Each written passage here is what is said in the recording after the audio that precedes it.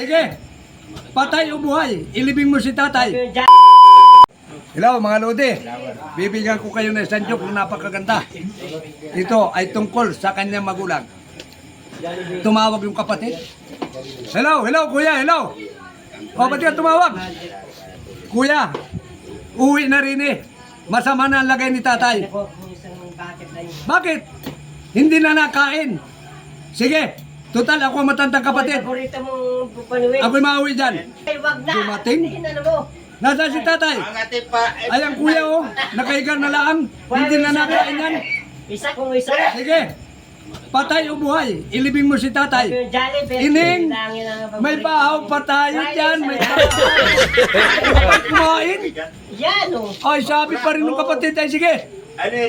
Kahit na kain na yan, dalhin mo na yan. Ako matanda kapatid, ako masunod dito. Dalhin mo na yan, ibaon mo. Aba, binaon?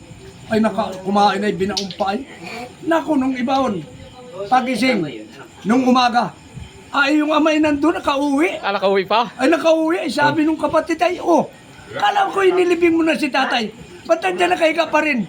Ayawang kuya, ba't yan ay nakauwi? Binaon ko na yan ay. Ano ba ka paglibing mo dyan? Kuya, nakatihaya. Ay, ano ka na? Dapat yan ay pinatawag mo. Ay, yan ay makakagag talaga, makakagag ay makakauwi yan. Kung yan ay pinatawag mo, makakagag yan, palalim ng palalim yan. Abot na ang buhangin yan, abot na palalas. Awa ko makauwi pa yan. Ay, di talaga makauwi na yun.